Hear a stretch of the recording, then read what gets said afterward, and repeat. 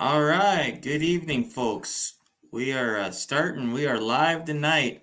Uh, we had a little technical difficulty here. We were working through, so that's why we didn't have our normal start to the show.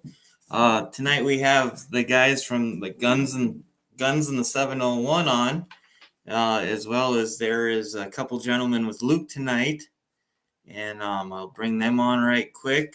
There's Luke and. I've been told the most conservative legislator in the legislature, Right Mr. here. Aaron McWilliams. That's right. Well, former legislator. I mean, Former? I'm trying to train Ben up, so he's doing all right. Oh, he's doing okay. He's doing all right. Compliment. And then so we have Clay Pederson joining us from the Guns and 701 podcast. How we doing, boys? As well as Jaymie. Evening, guys. Hey, Jaymie. So, Nice to see you. So,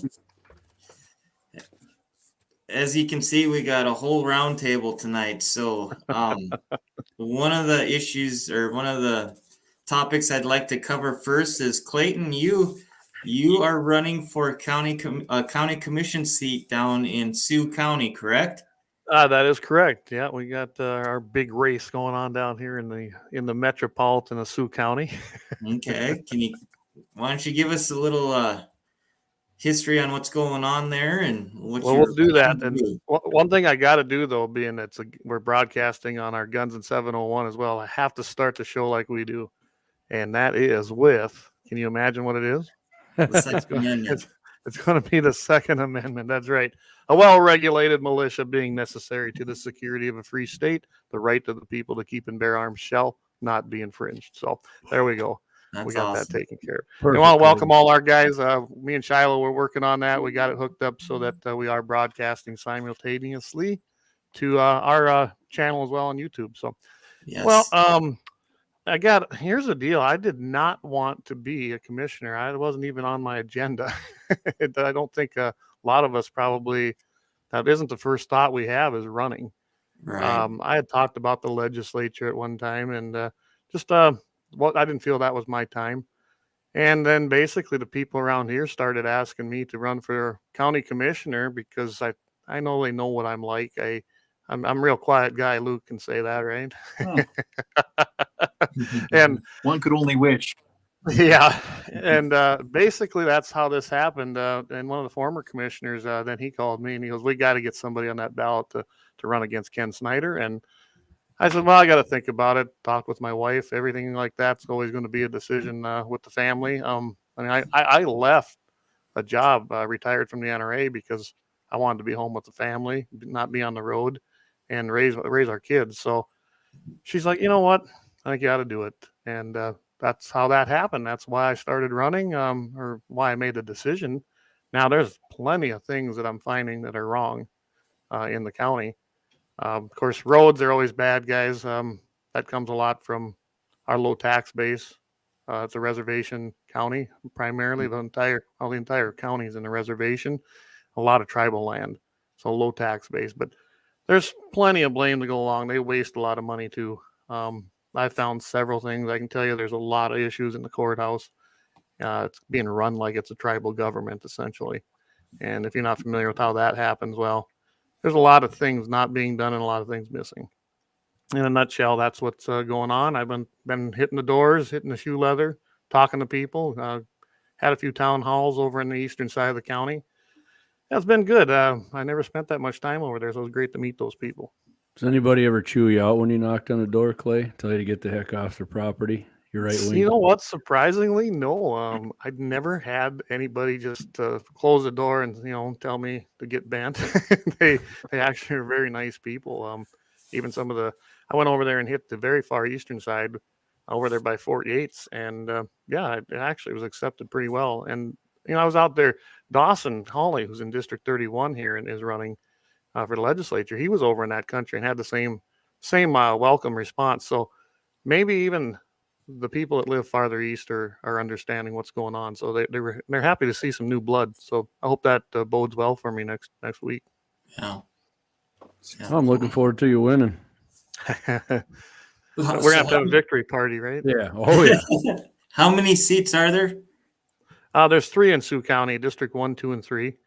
I'm in District 3, and you kind of Okay. go to the northern side, north and eastern side of the county. That's District 1, I believe, and then District 2 is Fort Yates. It's funny how, and I still don't have the history on that, but essentially Fort Yates has carved out its own little district over there and has a seat that's pretty much always going to be guaranteed to go one way. Yeah. I'd rather see that go at large, all 3 seats. But that's, one step at a time. Okay. Okay. So, you got any questions, Luke? So which district is that? What county are you running for? Sioux County. Sioux County. Yep. And I'm in District 3, Luke. District 3. Essentially, that runs all the way from the western side, going right up against, I believe it's Adams County over there, and then runs all the way to the river almost, going around Fort Yates. So it's a huge district. It's the biggest district in Sioux County with the lowest population. Good thing you drive fast, Clay. Hey, I've even got the safe driving awards for it too. Yeah, that's right. You did get an award for that. I met one of the fine revenuers just 2 weeks ago. So if anybody's watching from that area that watch our channel at all, Clayton has been an absolute wonderful source in the legislature. Came and spoke on several of my bills actually, and has been a wealth of information, especially with your background with the NRA. And I'm kind of looking forward tonight. We have an ex-legislator, Aaron McWilliams, from Hillsborough area. And not originally, he's a transplant from Minneapolis. Did you just almost call me a city guy? Yeah, Louisiana. Let's just get that straight. Louisiana. Okay. he's a case. He almost called me a city slicker. Yeah. Y'all call it that, right? Then we have a really special guest as well, a sitting legislator who has been, as you know, Clayton, a champion of the Second Amendment for a long time. Oh, and absolutely. that's my friend Ben Koppelman from District 16, Yep. which is Fargo, is West Fargo. West Fargo. We like to think we're from the West, even though you guys don't think of us that way. Yeah. So, Yeah, So West River. West River for Clay. Say they're from the South. So there is Yeah. a very, very small percentage of legislators that are conservative from the West, from Fargo, from the east. and this from is the one of them. So it's going to be exciting. Yeah, and Ben, I know that, actually, Jeff Magrum and I were working a lot on that Stand Your Ground bill before it got going, and then you came with the other one. And I remember when he called me, he says, I think we're going to kill your bill. And I go, that's fine. I know how that works. I've been in this arena a long time. And honestly, it was the right call. It's the one that could be passed, and it flew through. I mean, really, that's probably one of the easier bills I've ever been involved with, helping on that. And I was happy to come testify on that. Well, and Jeff, when it first started out, Jeff was hemming and hawing whether or not he wanted to introduce a Stand Your Ground bill as a prime sponsor. And a lot of people tried to talk him out of it, and he wouldn't be talked out of it. He wanted to get battled it the time before. And but everybody thought his idea was just a screwball idea. And I said, well, Jeff, try to do it this way. And I think you can get it done. And he's like, no, I like my way. But if you want to introduce that bill too, I don't have a problem with that. And so I put the language forward, and a lot of people liked it. I even offered to let him sign on, and he could put his bill to bed, and he didn't want to. He wanted to do his bill. And so it got to the legislature, and everybody looked at him and said, Jeff, your bill's a screwball idea. What are you thinking? And they all paid attention to that. And I just worked behind the scenes and got the other one passed.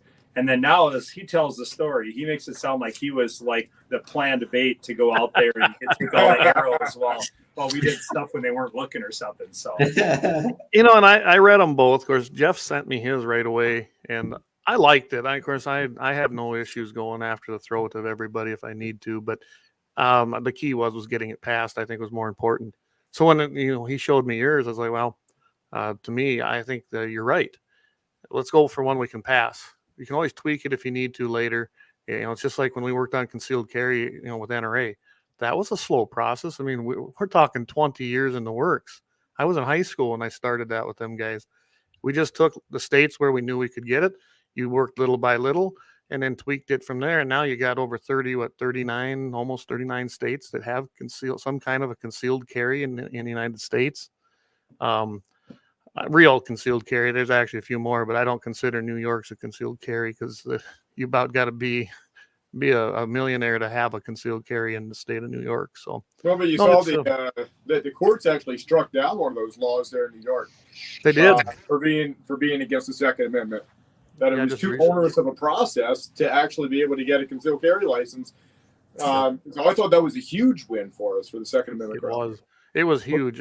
We've had a lot of great Supreme Court decisions come out just in the last 3-4 months that have really reinforced the Second Amendment. And I can't tell you enough that how important it is to show who's the president when these Supreme Court justices come up. And exactly, we're seeing it right now. I wasn't a fan of a couple of them that went on there. I didn't think they were conservative enough. But when it comes to the Second Amendment, we've had some resounding wins there. And I can't imagine. Can you imagine if Biden would have been the guy that put these people in? Oh my goodness! We'd have a different country.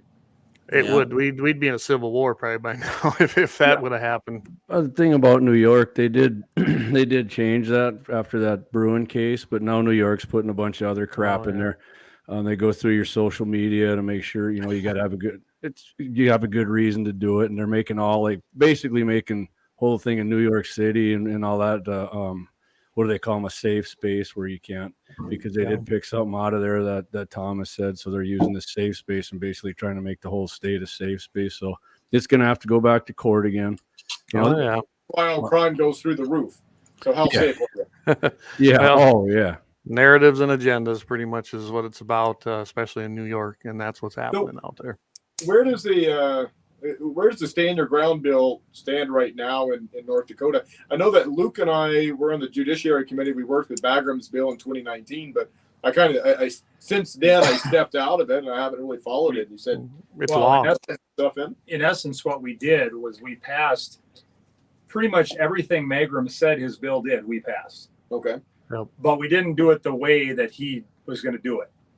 And right. So what we did was we essentially left a lot of the language in there that people had real heartburn with him taking out, and made an exception that, basically allows you to stand your ground 99.5% of the time.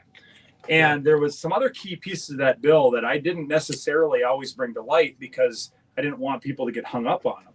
But we strengthened your presumed defense. Okay. If you as self-defense when you're using a firearm. Sure. We made it harder and got rid of an inconsistency in when somebody else could come after you civilly. So we made it very tough for them to come after you civilly. And so those things were kind of minor things, but in practice, if you ever had to use the stand your ground provision, they protected you much more in a civil sense, because stand your ground is essentially a criminal protection. Sure. Right. And so when you go to civil, I mean, people can sue anybody for anybody pretty much, anything pretty much. But we put some bars in there where if they tried, they're paying every nickel of your defense if they lose, and things like that. So that was just one of the many safeguards in there, and it was great. Like I said, I think it was a great bill. If it needs some tweaking, it's always can be done. I think coming into this new session, you're going to see a really great group of senators. I think the Senate's going to be more conservative. It probably always has been if some of these races go the way they're looking. And I think that's going to be a great opportunity for a lot of things coming up. Well, let's just for the people maybe that we're talking all as people that are in the know of what stand your ground is. Let's just take a step back here and explain to maybe some people that are maybe new to politics, or that might not mean anything. Go ahead, Ben. What is stand your ground? Tell it. Well, we had the castle doctrine in North Dakota for a long time, which basically said if somebody comes into your house and threatens you or whatever, that you can use whatever means necessary to protect yourself, including shooting that individual. What stand your ground did is extend a portion of that doctrine outside of your home. Now the standard is a little bit different, but I mean, you have to match force with force, much like when you have a concealed weapons license and you've been, carrying, if you've been carrying for a long time, or under constitutional carry the same way. But I always say it's like this. If you're in the supermarket, you used to have a duty to retrieve. So somebody comes into you and points a gun in your face and your kids are right there. You're supposed to go hide behind the watermelons or the canned food or run for the door. and only if you're, cornered, can you turn around and defend yourself. So you had a duty to retreat. We got rid of the duty to retreat. And that's actually what we called it. We called it the no duty to retreat bill. Okay. That was brilliant. Because stand your ground. Here. The stand your ground had Jeff Magram's face all over it. Yes. And so we're like, well, how about no duty to retreat? Because aren't we just basically turning it into something that's very affirmative for people's mindset? Yeah. And so now, you can't shoot somebody because they look cross-eyed at you in the grocery store. You can't do that. Right. But if you're matching force with force, if your life or serious bodily injury are threatened, you can use a firearm to defend yourself anywhere you're legally allowed to be. And that's a key phrase that I've been using in a lot of my legislation. I use that in legislation to allow you to carry in bars that allow kids or restaurants that serve alcohol. Mm-hmm. Anywhere somebody under 18 years is allowed to be, you can carry. And so what we're doing is, although it makes for messy lawmaking sometimes, we're essentially creating exceptions for the majority of the time. Mm-hmm. And so, the very first bill I introduced in the legislature, if my memory serves me right, that dealt with guns, was I changed the definition of loaded and unloaded on a handgun. Okay. So for many years right. on a long gun, it was one in the chamber. Shotgun, rifle, doesn't matter. One in the chamber was loaded. You could have the magazine or if it had an internal, however, you could have that essentially loaded up, but unless there was one of the chambers unloaded. Well, they turned around and said, on a handgun, one in the magazine meant loaded. Mm-hmm. Didn't have to be chambered, didn't have to be ready to fire. It was loaded. And that was one of the things that, looking back, that thing sailed through way faster than it should have. If people knew what that meant. But in practice, nobody's been less safe. Mm-hmm. There haven't been people, even accidental shootings, that have happened because of that law change.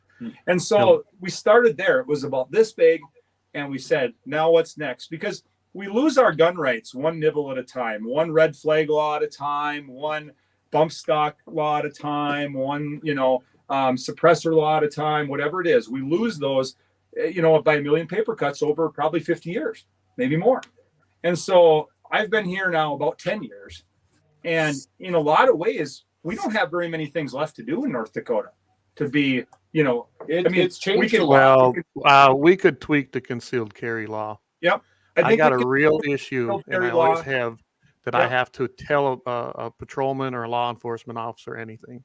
I'm in my own personal property. It's none of their business, especially if I'm not breaking the law. To me, it's even offensive. That to me, it's a due process issue. See, South Dakota, where I come from, we don't have to. You have the right to what it do. I mean, if you were an aggressive criminal, what's it going to matter? You think you're going to tell them anything? It's just another infringement on someone who's already law abiding. And I'm a strict constitutionalist that way, which sometimes rubs people wrong. But and as Luke knows, I carry my little Constitution everywhere with me. I believe in the true letter of that wording. And there's tweaking that could be done, but for the most part, we're in pretty good shape. Both of the Dakotas are in pretty good shape. So what's the definition of if you think you're in danger of bodily harm to use force? I mean, what would that be? Does that mean I have to get in a fist fight with them first and get stabbed, or what would that be? Well, I believe the way that the law works is you're allowed to use deadly force if you're in danger, or you or somebody else is in danger of losing their life, or imminent, or what appears to be serious bodily harm, loss of limb, that sort of thing. And so it's a judgment call. And I've heard it said before that if you have an 80-year-old woman and somebody that looks like Dwayne Johnson, The Rock, comes and confronts her and starts to rough her up and she shoots the guy, everybody's going to say that she felt like she was in serious bodily harm and did not use excessive force. Mm-hmm. But if somebody the size of The Rock is the guy shooting, and it's a 120-pound young man approaching him and saying he's going to beat him up, probably not going to have the same result. So it's really a determination you have to make as somewhat of a reasonable use of force. That's really what it's about. But there's a presumed innocence in the law. So I mean, what you wrote, always. You have that presumed. Yeah, what you put in there was really kind of brilliant because it gives that presumed innocence right away. Now, I got to remind everybody of this. Even if you use your sidearm or whatever it might be a shotgun to use as self-defense, and you do That's kill what you're your supposed to use. perpetrator. Ask Joe. Yeah, ask Joe. You're supposed to use a shotgun only, right? with 8 rounds in your 6-cylinder, yeah, whatever he comes up with. But anyway, the big thing with that is most cops are going to show up. You will probably be arrested, detained for sure, but you may even be arrested because they honestly, guys, do not know the law. Especially when it comes to a lot of the gun laws. I've had a lot of arguments with a lot of officers. That's why I schooled myself so hard. One of them in South Dakota was the fact that as long as the place of business had 51% or more of its profits coming from something other than alcohol, you were allowed to carry in there, concealed or open. And so many cops actually didn't even know that. They'd arrest people. My phone would ring off the hook in my office, and yes, they were wrong. They shouldn't have done that. Problem is you still got to go to court. Easily in South Dakota, at least, you could cite the codified law, and you could probably defend yourself because that is law. It's up to them to prove that 51% does not come from them. And you go to a place like Longhorn Steakhouse, Texas Roadhouse, over 51% of their profits and sales come from food, not from alcohol. And that's one good example there. Now, you walk into, I don't know, any just regular bar that serves a couple burgers, yeah, you better not carry in there and down there because you probably are breaking the law. So it's just things like that. Don't get caught. Don't get caught. Well, actually, that brings up another good point. When I got in the legislature, almost all the penalties for violating our gun chapter of where you could carry were Class A misdemeanors or felonies. Mm-hmm. And there was only a couple that were Class B misdemeanors. And what we did was we went in there, and it's actually 2 different bills, if my memory serves me correct. And one of them lowered it down to an infraction, which was my bill. Yep. And there was another bill that actually went further than that and made him a non-criminal penalty entirely, which an infraction is still technically, it wasn't a criminal penalty, but it made him a, what do they call it? It made it kind of the same as if you make a mistake when you're hunting and you shoot a hen pheasant instead of a rooster or something like that. Right. It's essentially a fine. And no, it's not an infraction. It's lower than infraction. It's almost like an administrative penalty. And so now a parking ticket. But the key one was we took every single felony off the page other than I believe the terrorizing one under the explosives chapter. And so any sort of person or any person that wants to conceal carry pretty much everywhere they go and is following all the laws and just incidentally gets charged with something because they're carrying, can appreciate the fact that those penalties are much less stiff. Plus, unless you have an overzealous, police chief or something, who's going to prosecute something for a non-criminal administrative penalty? They're just not going to do it. They might ask you to leave or whatever, but that's where it's going to end. Yeah. And so I think those that carry around the state do have it pretty good. I mean, should it be illegal to carry in a bar? Probably not. Are there fines associated with it? And like if you don't challenge that's a good question. Fines associated with it? There can be. Every different law that you break, if it's a felony, a misdemeanor, an infraction, or this other one, administrative, either have a stated amount in the law or there's a range that can be that a judge can use. Sure. But in either case, I think that's like $50 or something like that. It's the challenge I've got with some of those financial penalties that come up right away. My wife ran into this the other day. She got pulled over because the officer saw her swerve. Cross the fog line. They, that's the one they get you for crossing the fog line. She swerved a little bit. The officer pulled her over. She was wearing her seatbelt. She wasn't speeding. She just got distracted by my 8-year-old in the back seat, and it was a $20 ticket. But the point was, they actually had no reason to give her a ticket. She actually did not break any laws. There was no laws broken there. They didn't have just cause to give her that ticket. They ended up writing her ticket for a seatbelt violation, which wasn't accurate by itself. But it means that for her to challenge that, she has to go to court. She has to take the time out of her day to go to court and challenge it. When it's like, well, and I told her, I said, honey, we're just going to pay the $20.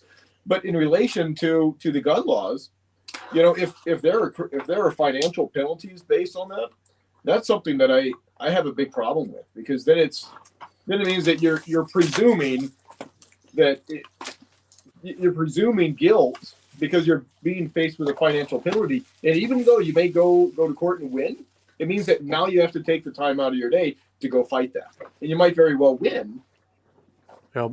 But And that's what the issue I was talking about. Most cops don't even know the real rules. I got pulled over coming home from Dickinson from an NRA event. I don't know, it was like 2 a.m. And it was a late night. I wasn't even swerving. And the guy claimed I crossed the fog line. And I was like, well, what are you talking about? Did you know there's an actual century code written about the fog line? That's the white line on the side of the road. Mm-hmm. There's no financial penalty. There's no penalty whatsoever. What it did was create probable cause, which is a bunch of crap as far as I'm concerned, for someone to pull you over. And then he starts giving me all these questions. Well, I don't do well with that. I told him where to shove it. And if I wasn't being detained, I was leaving. And he wanted to know if I had a gun in the vehicle, this, or what have you pulled me over for? He tells me the fog lines. Yeah, I said, well, that's crap too. I said, I'm telling you right now. I said, I'm leaving. And you're not detaining me. I'm leaving. And he just kind of sat there, didn't know how to react. I'm telling you guys, a lot of this can be stopped if you educate yourself. I guess I can't stress that enough to people. Educate yourself and you'll have a lot fewer troubles. You shouldn't have to be that way. A 9 or 18 month course for law enforcement isn't enough because they don't teach them the right things anymore. They teach them how to take you to the ground, or they teach you other things. And I'm not anti-cop, but so many of these guys get a big head. There's good ones out there, don't get me wrong, but so many get a big head. And then especially on gun laws, I can't believe how many law enforcement officers are so ignorant of what the actual laws are about gun safety, gun handling, and gun carrying. I mean, it just amazes me. Well, maybe we need to, in one of the bills, maybe we need to appropriate some money as the legislature to cover the cost of educating police that have been on the job a long time, that learn their gun law stuff. Well, I'll say at least pre when I got there, because there's lots changed then. But even there was a little bit that changed before that, and if they learned if they had their training in 2002 or 2004, they're a little out of date. That's like they went to a different state. And that's pretty important for things like constitutional carry. So maybe that's the key. Maybe we put some money out there and say, this is what it's for. This is for educating the police officers on basically how to treat the public better by knowing the law. Well, just update their knowledge on all of the century code, not just the gun laws, but I mean it on a variety of different things. I mean, in 2019 we passed a bill that said, "Hey, look, you can finally run your car in the parking lot again." You know, because that was the 1950s. Well, look at South Dakota down there. South Dakota literally had a law still on the books until a few years ago that a war party literally was 3 Native Americans in a group. And if you were from your covered wagon, that was considered a war party and you could fire upon them in defense. That was a real law in South Dakota, codified law. So it just shows you that, maybe the laws need to be reviewed, every century. Well, now you know why you saw the occasional covered wagon. There you go. I had one. No. Hey, Jaymie, I want to throw something to Jaymie, though. I mean, he's in Bismarck. So what we're talking about, have you seen those kinds of issues as far as carrying in Bismarck? Not personally or anybody I know. I haven't. I think that the only time I've been pulled over, and I don't know how long, and he just asked me if I had a firearm in the car. And I said, yeah, it's right next to me right here. Yeah, what is it? And I said 9mm, and then he never said a word about it again to me. But and some of my friends, I mean, that have been pulled over, they haven't had any problem with it. I know what you're saying. Oh yeah, some maybe I just ran into some good Second Amendment cop there or something. I don't know. Most cops I know are actually they're pretty pro Second Amendment up here, to be honest with you. Yeah. Good to see Jason listening. See, you're getting a few of our viewers tonight. I see they're coming in on our from our YouTube channel. Yeah. Oh yeah. So, speaking of that, go ahead, Luke. Well, what got me to run for legislature actually was a story like that. Clayton, you asked James about that, and so my wife and I were coming out of a Wednesday night church service. We were going to Perkins, and I've been carrying a gun since I was, I think 18 years old, 21 years old, somewhere in there. Yeah. And open carry for the most part. You know, mind you, I'm from Western North Dakota. It is a different country. We are a lot more Western. Even the women have a hair chest here. That's a new clip. Watch out. You do straight edge shaves on the ladies too, Luke? Yeah. So, I don't know who you hang out with, but whatever, man. All I envision is when Luke decides to run again, they're going to pull that little bitty clip out and they're going to play it over and over and over on the radio. Yeah. So, anyways, my wife, my 5 children, we were on our way to Perkins exactly 6 minutes after church, and I got pulled over. It was like January. It was very cold, and the police officer was a young guy, and I knew all the police officers here in town and sheriff. And to make a long story a little bit longer, what happened is he asked me. I rolled down my window. I said, "Hey, you know what? I know the headlight is out. Just go ahead and give me a ticket." Well, mind you, I was just pulled over in Billings, Montana for the same headlight.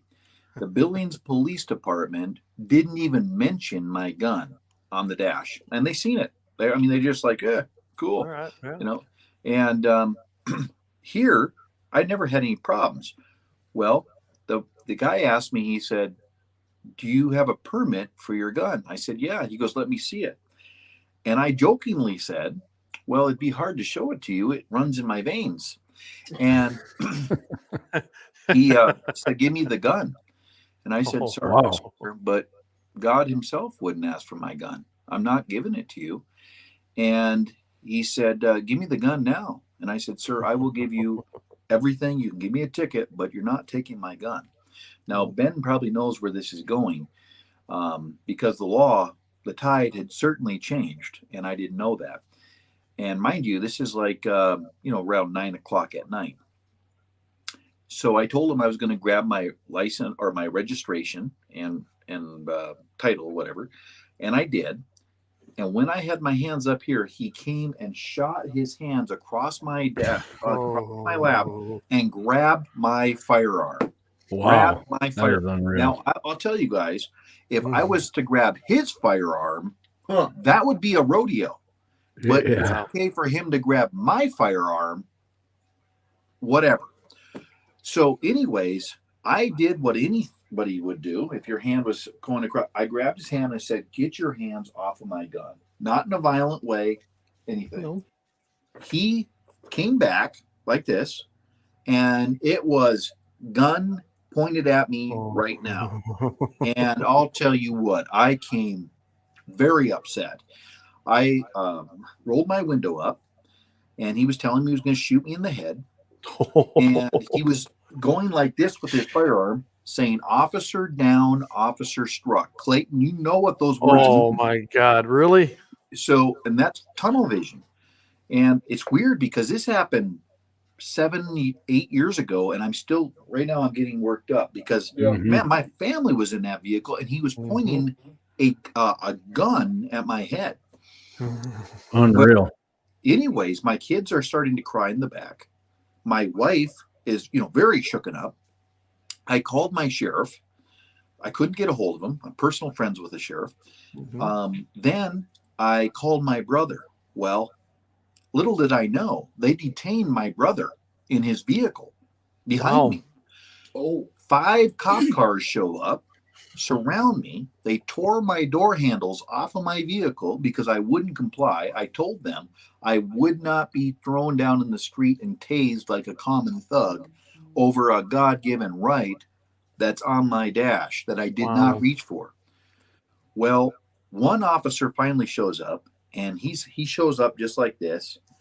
And I'm like, "Sir, I am not a threat." I told him the whole story. And while he's doing this, he's looking at me. I said, "This officer has got tunnel vision, and he's demanding to see my gun. And I'm sorry, but we fought a war over that, and I didn't cross Montana, or I'm not in Mexico or something." Right. Well, anyways, long story got just almost over. Pete, senior officer, shows up, and he pulls his vehicle up, slams it in park. And at this point, I know Pete real well. And this guy that's talking to me, he finally puts his gun away. And he's like, okay, just roll the window down. I'm like, dude, I'm not rolling the window down with all these cops pointing guns at me. Yeah. And he told me if I spoke again, he would shoot me in the head. And for anybody watching, make sure to see that you're recording, because I said I was recording. I was shaking so bad I could not make my phone record. But they understandable. And anyways, so he puts his gun away, but the rest of them didn't. Pete shows up, throws his vehicle in park, like I'd mentioned earlier, and he comes out and he starts yelling, "Stand down, stand down. He's a constitutionalist. He's a Ron Paulian. He's just like us. He's one of us." So these guys are all standing back. I hit my window. It came down. He reached in, and this is just awesome, and gave me a huge hug and whispered in my ear and said, "Everything's going to be okay, Luke. This won't ever happen again in our town." And they asked me to come in, file a complaint against the young officer who is 2 weeks on the job. Mind you, he was from Minneapolis, St. Paul. They fired him that next day. When I showed up, though, this is where it gets scary. And that's why I was saying, Ben, that you would know what I'm talking about. I showed up and all those officers were standing in a line, and Dan Brown, who's an awesome man. Oh, Dan, I know Dan well. Yep, you know Dan real well. He's NRA, just a. He was my chairman there in Dickinson for 20 years. Yeah, wonderful man. His face was just white as a ghost. I said, "What's going on?" He goes, "They changed the law." And Pete was like, "They changed the law. An hour after dark, it's a concealed carry gun." If you remember, Clayton, you should know that too, right? And they changed. Little did I know, here I am illegally carrying a gun now because some legislator somewhere changed the law and said an hour after dark, the Second Amendment now does not apply to me. Yeah. And I'm like, well, I'm sure the founding fathers had that in Amendment B. Yeah. You have the right to keep and bear arms until the sun sets. Well, they still fired that officer because this is Western North Dakota, but legally he was correct, and I was actually out of the law. And the other thing is the other thing except about the part about being able to shoot you in the head if you spoke anymore. That probably wasn't. That was out of line. And so, so your First Amendment rights were getting violated too. And actually, that one single event got me to run for office. So you asked if I had any experiences, and after that in North Dakota, in Western North Dakota, they don't even care anymore. The only time they care is if you're a felon, if you're selling drugs, if you're a pimp or something and you have a gun. Yeah, they're going to throw the book at you. But around here, I cut a lot of law enforcement hair, and they all tell me the same thing. We expect you to carry a gun. In fact, please carry more than one. I do. Yeah. But long, boring story to just tell you the story. No, that wasn't boring at all. No, I wasn't boring at all. It kind of was up and down. I was really pissed off hearing about it. Luke, are you and done? Of course, you talked about Scott or Pete coming in, and then it's like, oh, okay, well, that ended well. And then, of course, you get the ending, and it's like, huh, you're right. And there, you said it, though, Luke. Some legislator, he wanted to feel real good and do something, probably take a little step, and boom, said, you know what, we'll put this in here. After dark, you lose your rights. And when a lot of that stuff happens when nobody's paying attention. And then something like this happens and you find out. Dark. So everything bad happens. I think this is a common sense law. After dark, a lot of people get crazy, so they shouldn't carry a gun then. The people that don't get crazy for the crazies. my philosophy is you should make sure your gun's loaded after dark. Yeah, because exactly. When you would want to have your firearm, you're much more likely to get to need it in a situation. I think after dark when alcohol is flowing more predominantly. That's what. Just talking about alcohol. I've never understood this in North Dakota. You got to remember, I used to be in South Dakota, so I've seen two sides of this. But it's amazing to me that when I came up here to start doing banquets, that if I had a banquet where alcohol was served, all of a sudden now I had to have an extra expense of having either your security guard or a off-duty officer at my event. That's something I'd definitely like to see change. So I That's got a question insane and for you on stupid. that, Clay. Yeah. Did you ever see anybody get drunk and disorderly at an NRA banquet? Because I know there's a lot of people drinking there and getting Many boozy, and times myself I've seen included. them get drunk. Yeah, Not but so no- much disorderly. I Yeah. only had a deal, and I can tell you this, in over 20 years, I think I had 2 incidents that really weren't that big. It was more of a scuffle. The guy had had way too much to drink, and the FFL dealer said, I'm not going to transfer the firearm, as he should have. Mm-hmm. And that was the scuffle. That was the big one, and we had him escorted out, but we didn't use no cop. Because we were in South Dakota when that happened, and Yeah. the rest of us just are like, listen, buddy, you're in the wrong crowd if you think you're going to start something. I think there must have been 10 of us around him. We were all carrying. I never seen anybody get out of hand at anyone I was ever No. at. So For the most part, people had a good time. Very few incidences of even absurd drunkenness. Most people were very mellow. They had a few. They had fun. It was nice to see them have maybe one extra one, so then they'd open up their wallet and support the NRA. that always works for sure. Well, hey, when my mom's sister-in-law was alive, she bought that AR here at the Eagles. Remember, she had Oh, that more was than- her. That's right. Yeah, was it like $4,000 or something? Yeah, for a DPMS AP4 that cost like $700 at the time. So, of course, that was when Obama was out there talking about banning every AR in the world. Mags were $100 a piece too. Oh, I yep, then remember we sold the mags for it. Dale Paulke was auctioneering, and he kept calling him a clip. And I said, "Carol, tell him it's a magazine." And she hollers out, "It's a magazine." Get it right. Now my Well, M1 grand, it has Old Dale. You know, one thing that all you gun nerds out there would appreciate is I was considering putting a bill in strictly for the purpose of naming things the right thing. I like that. So silencer would go away. Although, you know, we might say a suppressor, sometimes referred to as a silencer, means this, and a magazine sometimes referred to as a clip, and at least, you know, to cover the layman's terms that are incorrect. But for people that know what they're talking about, it drives them nuts. And I'll be honest with you, when I first started doing this in the legislature, I had some of my terminology wrong. I watched too many movies and things like that where the terminology is used incorrectly, and a lot of people do that. Although they just- Hiram Maxim, who had invented the suppressor, he patented as calling it the silencer. That And there's is Silencer fact, yeah. Co. and silencershop.com.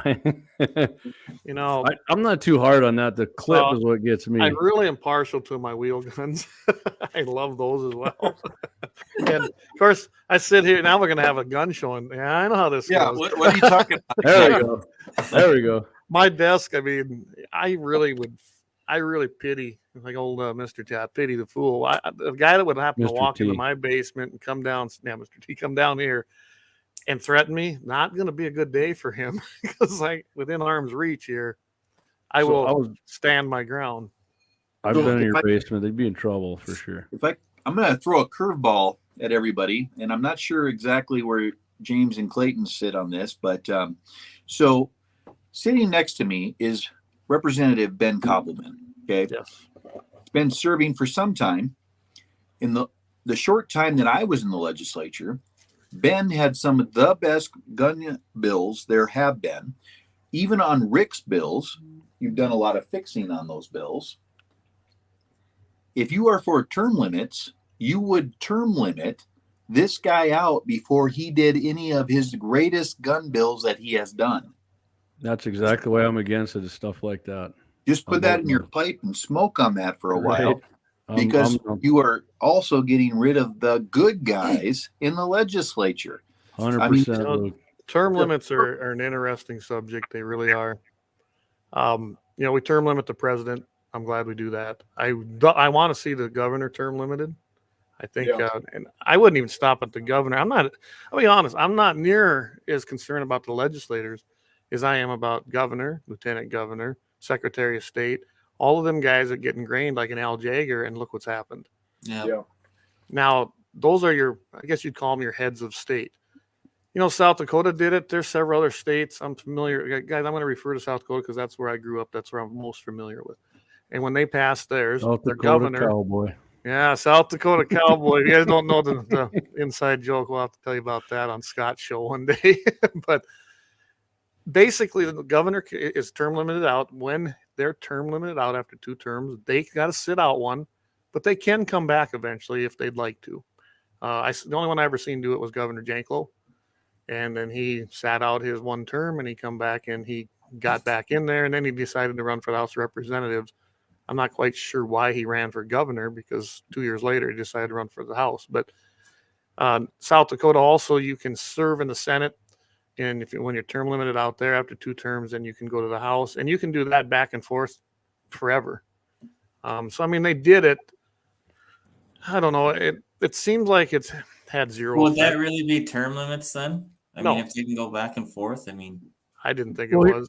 And My I deal can't would see be where it has had any significant impact on what they were trying to stop. yeah. so But like okay, you're saying. this. California passed term limits back in the early '90s. Look how well it did for Yeah. Exactly. I mean, there's plenty Yeah. of examples out there.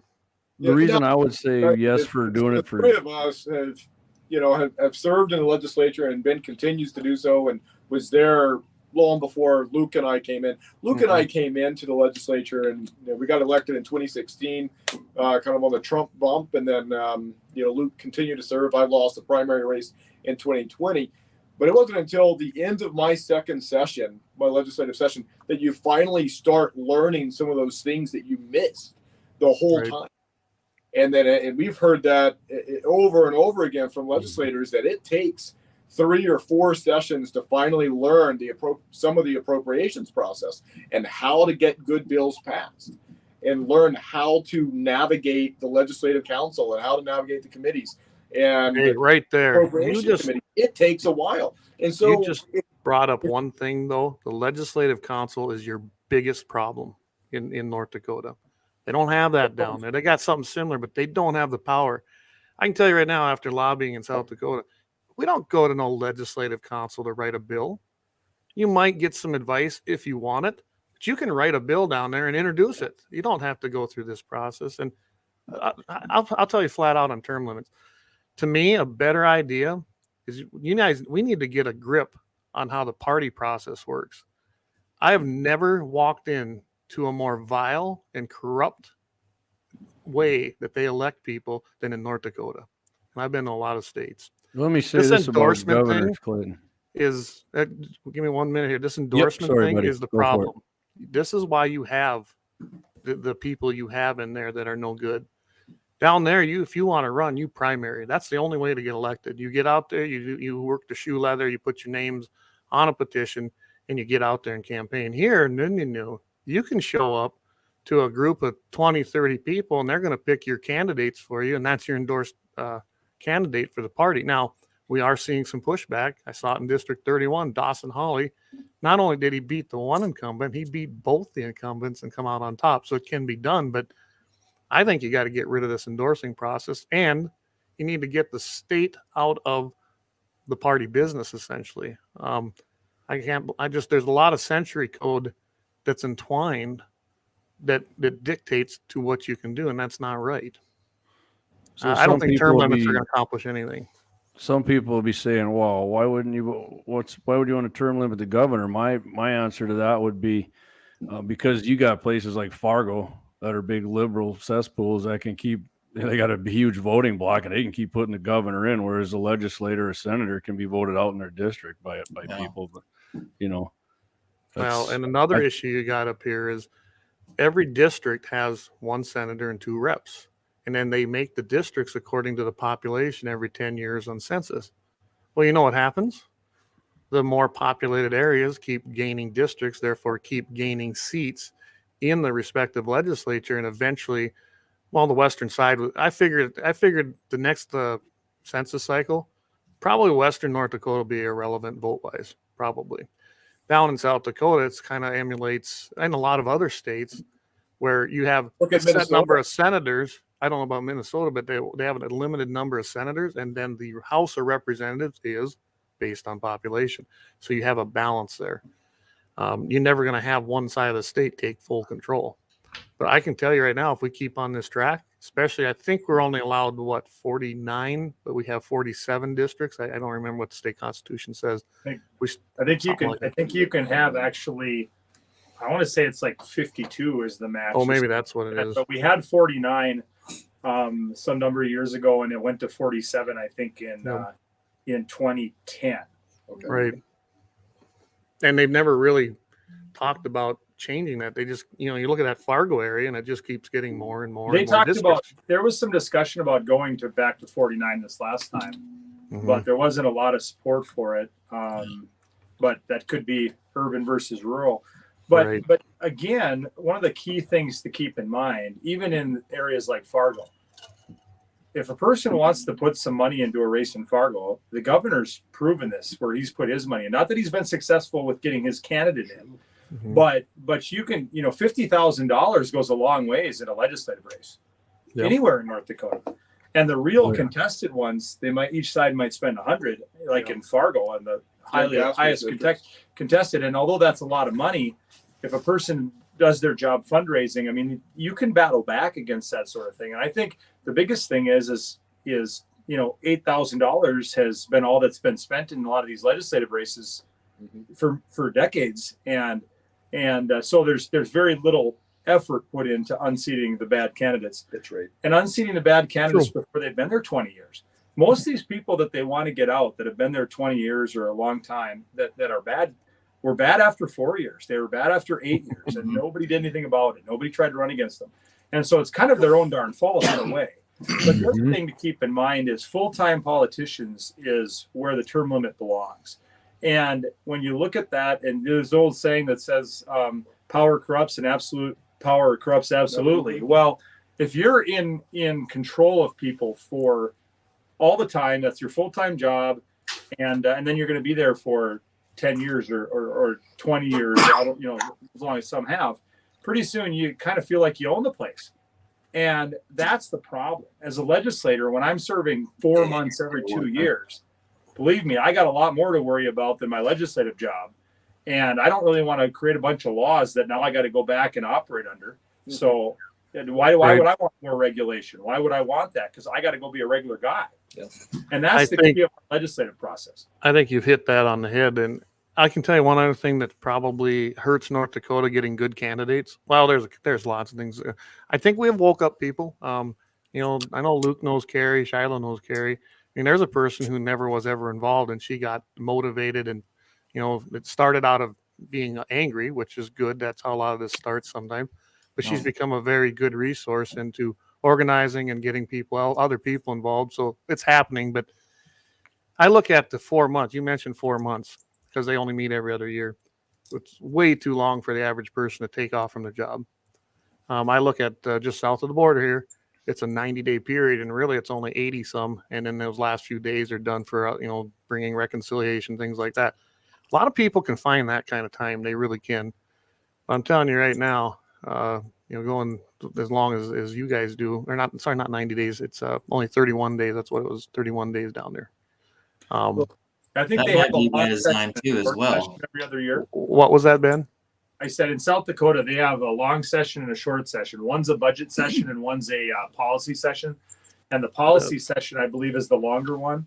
But I think they operate in roughly the same amount of days as we do. We have a limit of 80 calendar days that when we actually gavel in, and I think they might be limited to 90 or something. But they just I don't even think it's 90. 2 years. But, yeah, and they do, but I do think that it's easier for people to run under that schedule. I don't know how many people I've even asked, and like, I can't leave my job that long. And they're right; they don't even have that much vacation. Yeah. Here's something that I would support. I don't know how the both of you feel about it. Is just like we have for the armed forces, that if you get called out on duty, they have to hold your job for you. I would absolutely support legislation that if you are serving in the legislature, if you're serving, in that office, they have to hold your job for you while you're in service. Yeah, I'd agree with that. Absolutely support that, because A lot of these there's a guys lot of- who are owners of there's a companies, lot of it people- doesn't work that there's a way. lot of people that would like to serve but can't leave their job, don't want to risk it. And I think could maybe it get ends up behind that shutting if I them don't up. have to pay them for that amount of time. As a private business owner, I wouldn't want that unless Not I pay could. them, but saying that Right. that you can't fire them. Maybe they have to. I can't imagine a hired hand taking off for 4 months saying, "Hey, I'm taking off. You're going to pay me, and you got to hold my job." I'd be like, "Yeah, that ain't going to happen." Right. Military service stuff is though. I mean, Yeah. a lot of times that they have stuff like that for military service, Yeah. but it only applies to businesses that have more than so many employees. Right. And so many of our legislators that serve work for companies that have less than 15 employees. Yeah. Yeah, And But so would even that if you- change? But would that be different if we had some kind of protection in place? it might. I mean, It might. I don't just know. I think a person in a right to work state though may not want to employ somebody that they thought had aspirations for that. The other thing that I think is key is that most people that serve in the legislature, regardless if they're of lower, medium, or even some with upper income, they sacrifice to be there. Yeah. But Oh, they yeah. get paid to be there. They get paid a couple $100 a day or whatever it is. On Usually, that you're time. losing income. And it's like, hold on, I'm going to make this the priority in my life instead of something else. And so whether or not you have sessions every year that are shorter or every 2 years that are longer, I think the key is that you are a servant, that you're, it's not just an alternate job. And I would fear in your example that it would become an alternate job of like, well, this is my other job where I have as a hobby so I can tinker in people's lives. Yeah. And I think if you lose that sacrifice, you might lose the incentive to do things for the right reasons. Right. But I'm not totally against the every year deal. And I would say that I'm not either. if term limits was to pass, I think it's very likely that there would be people wanting to do annual sessions, because I think otherwise, like Aaron said, you wouldn't, if you only serve for 8 years in the House, that's only 4 sessions. Yeah. And, maybe you'd have 1 or 2 good sessions before you were out. I mean, the leaders would have no experience. You'd have a majority leader who'd been there 4 years or something. I mean, that'd be ridiculous. And so. Well, and I get that. I do. Like I said, I don't think term limits is going to solve what they want it to solve. I really don't. I don't. It's a nice. How you put this? It's a good idea that might not be a great reality. So what do you think is going to pass? What's your prediction, Clayton? I think it will. pass. I do too. I do. People are pissed off and they want to do something. And You unfortunately, gotta do it's something. emotionally You gotta do driven. something. Yeah. I've got a little something. Well, I about think the real solution to it is getting people involved. I just, after thinking about it, and I did a short video yesterday on why I feel that way. I'm a part of a group up here. I wasn't involved either for, up until 2.5 years ago. And well, I got involved with a group. Someone had reached out to me, and how we got 400 and some people to show up at our endorsing convention to save our district chair was there was 8 of us in a room that met every week and started making calls and started getting people up off the couch. The reason that District 2 had 92 delegates there was that same 8 people and reaching out to people and getting the word out. I think that's what we need to do is get people more involved. I think a lot of people don't understand that it doesn't take a lot of people to start that fire, but if we stand together and for the right cause and for the cause and not per se for one person, but for the cause, I think we would have a lot better turnout. I mean, when you only have 15% of the population showing up for the primary, that kind of tells you something. When I talk to people here, even in my town of Ray, that's 850 people, and I ask someone if they want a Becker sign, and he goes, well, honestly, I haven't really followed it, so I send him some of the interviews that we did with Rick on the show, and a couple days later, I get a text saying, I listened to the stuff that you sent me, and I've been listening to him all day. He goes, I like that guy. I'll absolutely take a sign. And it's kind of just grown from there. I handed out more signs as that has had, the word got out. District 33 with Jessica Bell is another prime example. That's my home stomping grounds, is that Hazen area.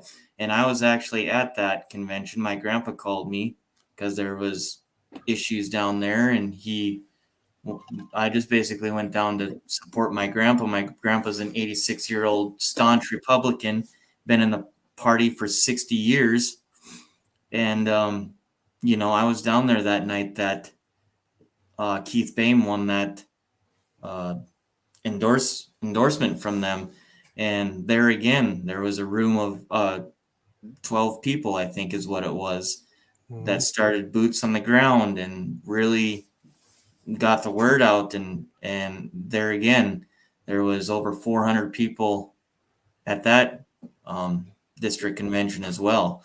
So I think that's what the real problem is we as Americans need to start doing our own civic duty.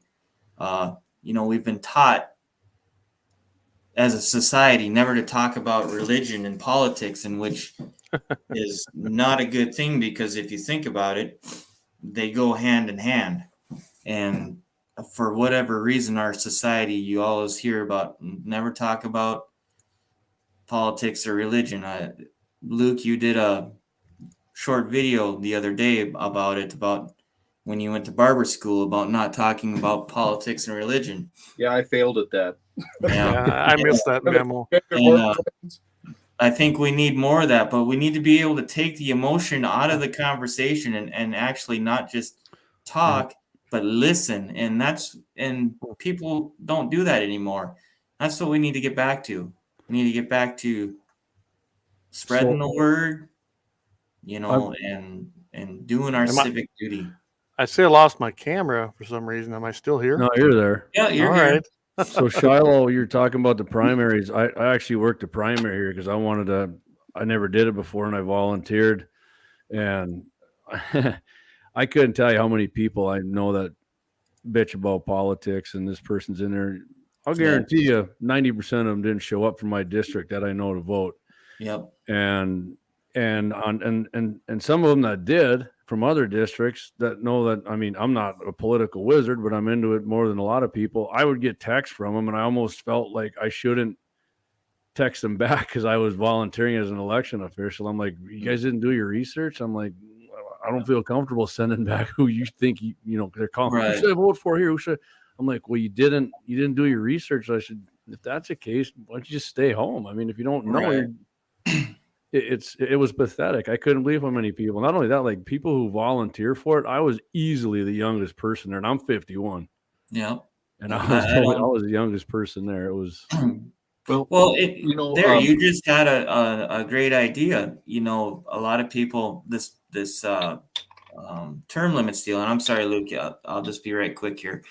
The term limits deal. So people are mad and upset. So you just said something too. There's poll watchers. I mean, there's other ways that you can get involved. I mean, the Sons of Liberty, that's one of our codes is, having poll watchers, fair elections. I mean, there is so much that a person can do to make sure that this stuff goes correctly. We just need to get up off the couch. So, and that's what I feel is wrong with our whole society. So anyway, Luke. Well, we actually got to get going here pretty soon, the three of us. But one thing that I've noticed, a lot of the people that are really promoting and really talking about term limits, they can't tell you their representatives' names. You have two of them, and they can't tell you their senator's name. And now they're frustrated and upset. That's like people saying, "Hey, it's impossible to retire." Well, newsflash: in America, you can retire. You can retire a multimillionaire being a janitor at McDonald's. You can do this, but it takes some planning. You have to know what you're doing here. Yeah. I talk to very, very wealthy people in my barbershop on a daily basis, and they don't have glamorous jobs, but they've taken time out of their day to retire. So you're telling me that you're going to have a term limit that fixes something, and you don't know who's representing you. That's a problem. You are the problem. I am the problem. We are the problem. There is no easy fix. Democrats want their Obama phones. They want this, a free lunch program. And Republicans, I'm sorry, are no different. And this is an interesting story. My dad has a colleague, a friend, who is very good friends with Mike Pence.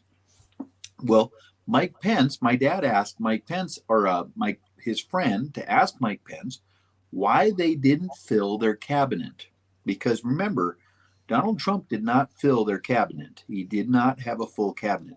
Yeah. And my dad's colleague, his friend, said, I already asked him that question. My dad said, well, what did he say?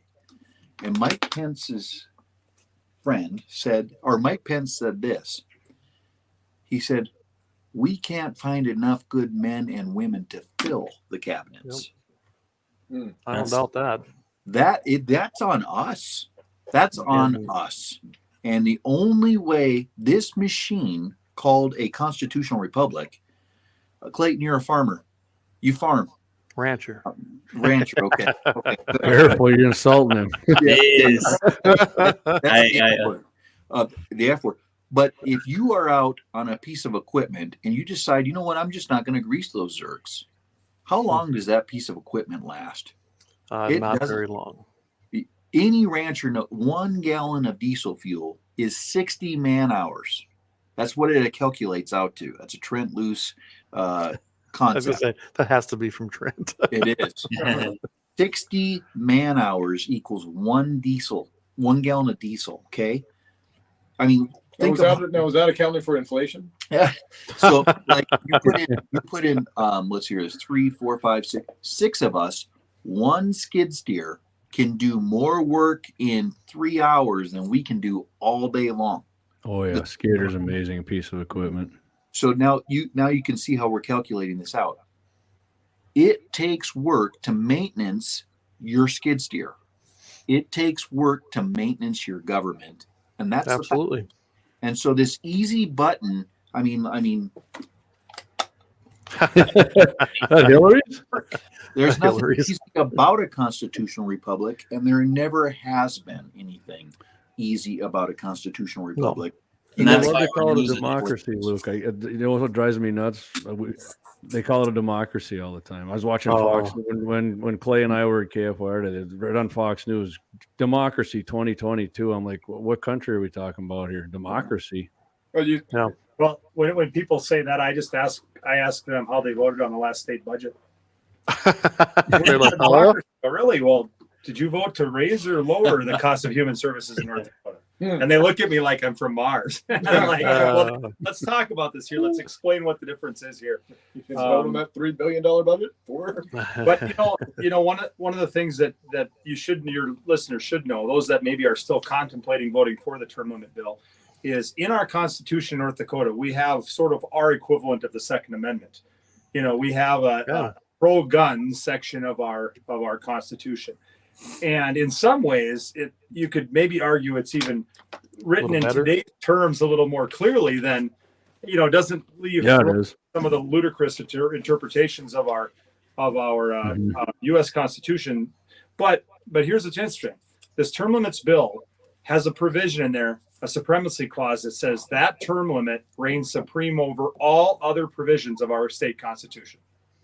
So even if you thought the term limit was written the best it possibly could in terms of how it functions, and you're like 8 years and you're out, and that's going to save the state, you should posit the fact that, is it good policy to have a term limit be supreme over your right to bear arms in the North Dakota Constitution? Mm-hmm. And so that's something to know. Somebody else hit on a senator who lost election in Western North Dakota. That's a good point. Was the darling of the coal industry, and the queen bee of the whole really, for a lot. Allegedly. Oh, we lost Luke now. Oh, sniper. She hit her. Man, I was waiting for an answer on that. There we go. There we go. Yeah. So that particular legislator was thought to be almost unbeatable because of she'd always do the right thing for coal and all these things. Well, one of the things that got bees under the bonnet for many people that maybe weren't upset otherwise is the fact that she voted against the bill and voted against overriding the governor on a bill that we passed that simply said boys shouldn't play in girls' sports. That's right. Mm-hmm. It's not fair. It doesn't make sense. The anatomy math doesn't work out. Okay. and we had the opportunity to do that. Ironically enough, there was actually a higher proportion of women in the legislature that voted against that bill than men. If you say if there's however many women there are, a higher percentage of them voted no on a bill to protect girls' sports. Wow. Than the number of proportion of men that did, which is kind of odd.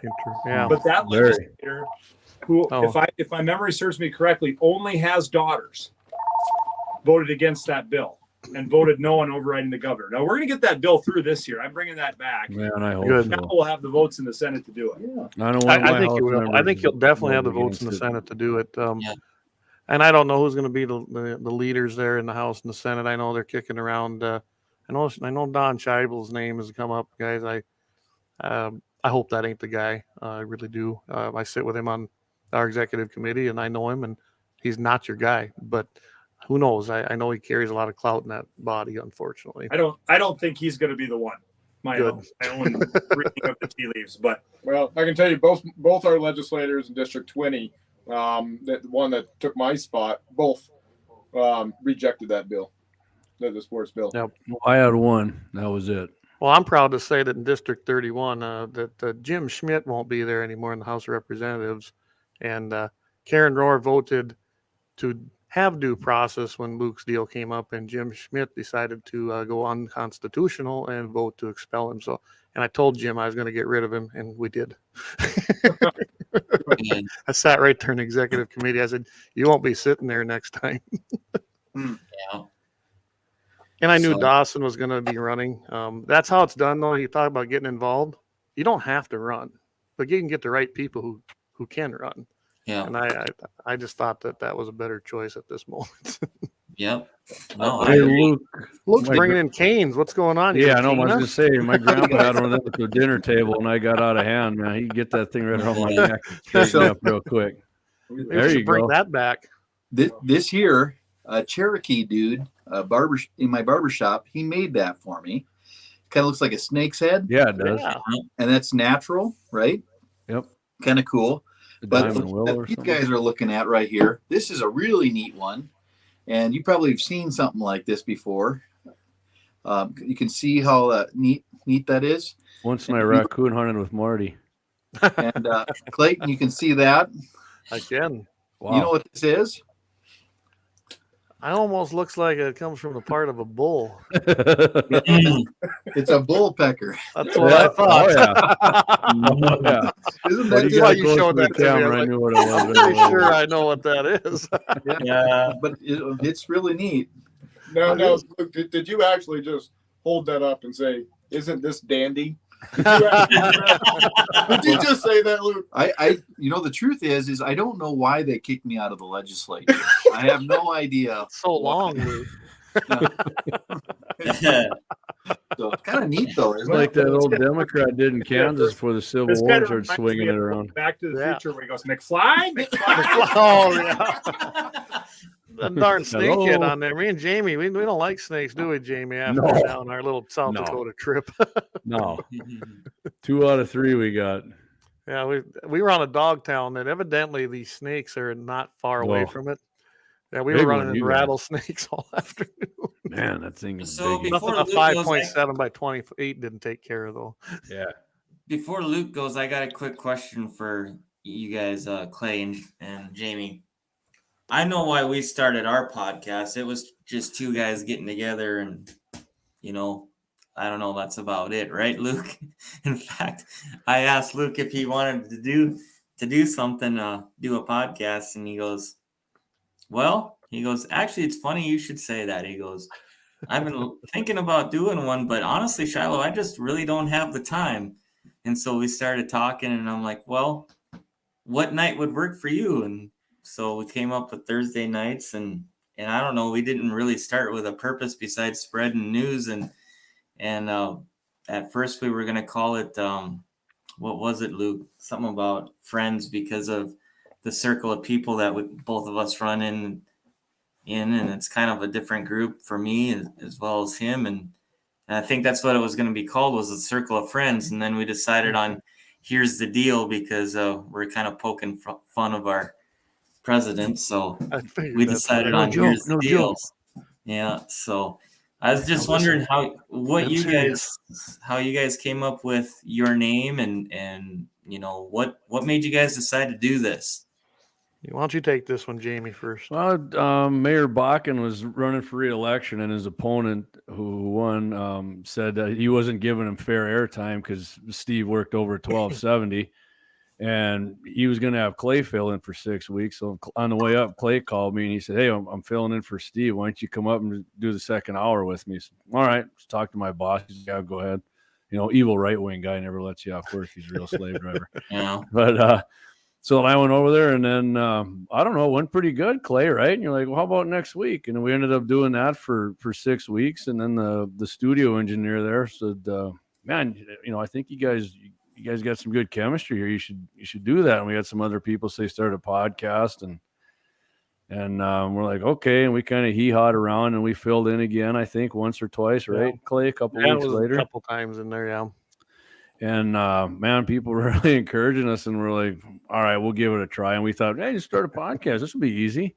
Yeah, we found out that wasn't the case, buying the equipment, getting everything, and then the technicalities of it. Good thing Clay's a lot handier with computers than me, and my boss's son actually helped us out with quite a bit of it. He's a whiz, Tech Man T, and then we picked the name out. That took a couple weeks, 2-3 weeks, and we toyed with a name for a long time. We come up with a lot of dumb ones.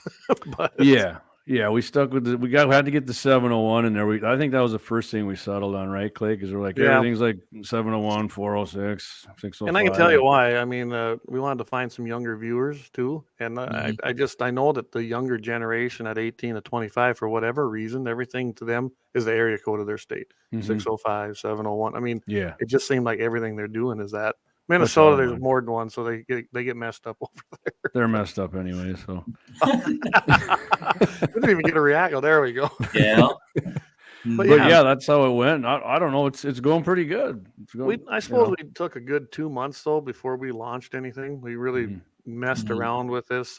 Actually, Marty's the one that thought to Trent and kind of put us on the restream, so we looked at Podbean, and I don't know, we looked at a whole bunch of streaming services. And Leon Francis is giving us the Podbean. I didn't really care for any of them until I found Restream. This one seems pretty good. A lot of things were kind of coincidental too. Like Clay kind of told me about the shorts, and somebody told him, and I'd never heard of them on YouTube.